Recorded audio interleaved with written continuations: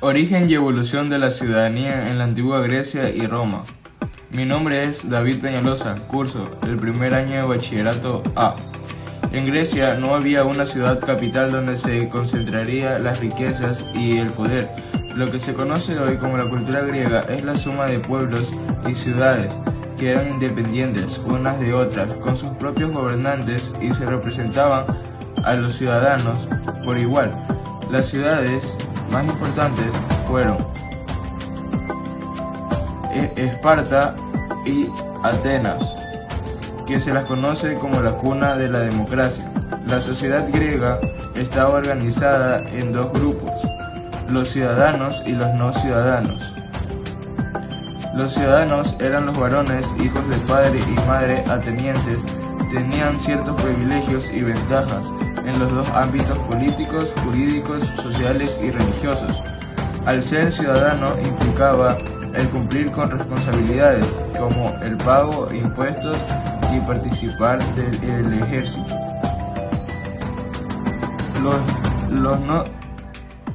Los no ciudadanos. Los no ciudadanos eran las personas esclavizadas, los extranjeros y las mujeres quienes no participaban en la política ni poseían propiedades. Las personas esclavizadas eran hijos de personas en la misma condición de esclavitud o eran prisioneros de guerra. Tenían dueños, trabajaban en el campo o actividades domésticas. Los extranjeros eran libres, se dedicaban al comercio y artesanía. Pagaban impuestos, podían pertenecer a la milicia, pero no podían tener propiedades.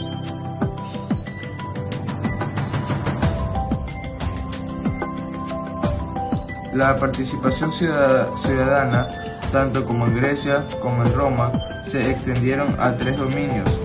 Dominio institucional. En Grecia la política estaba reservada a una élite social. En Roma la política la ejercían los patricios y los plebeyos. Dominio militar.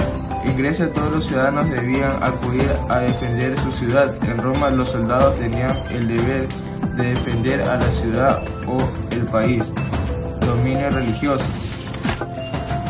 Grecia, todo el que no participaba en los actos religiosos o intentaba cambiarlos, introduciendo innovaciones, era impío.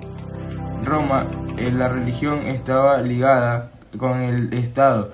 Esto quería decir que era cosa de todos y por consiguiente debían participar todos. A medida que fue pasando el tiempo y tras muchos esfuerzos, la idea de ciudadanía fue ampliada su vigencia y afectando a diferentes y muchas más realidades. También se fueron ampliando los derechos vinculados al concepto, mismo si es que en un principio solo existían beneficios para una pequeña élite. Actualmente ese marco se fue ampliando considerablemente hasta que alcanzamos una noble igualdad. Ciudadanía romana. La ciudadanía se adquiere por nacimiento y concepción. Así todo, el hijo romano nacido en matrimonio legal era romano. También lo era el individuo o la comunidad que recibía este privilegio como donación del pueblo o del emperador.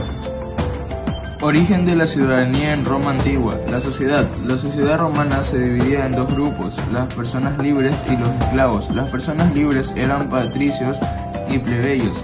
Los patricios eran las personas adineradas y plebeyos eran las personas humildes, artesanos, comerciantes y campesinos. Los esclavos eran propiedad de otras personas y no tenían derechos. Su vida pertenecía a sus amos y no tenían propiedades. Trabajaban en el campo, en las minas y en el servicio doméstico.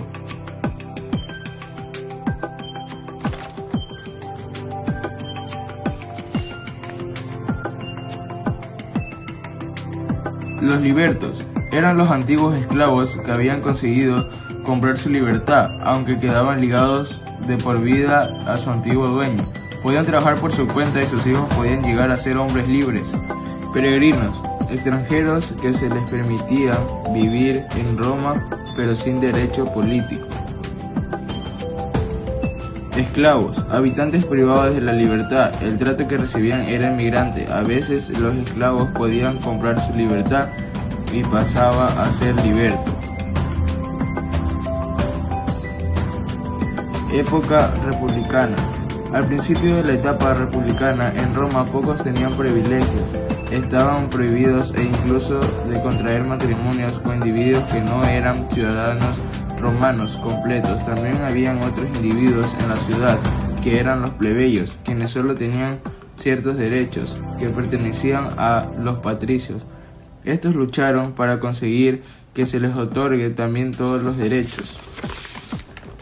Si se pudo tener privilegio de ser ciudadano, el cual significa ser miembro pleno de la comunidad, tener los mismos derechos que los demás y las mismas oportunidades de influir en los destinos de la comunidad, asimismo obligaciones que lo hacía posible el ejercicio de los derechos.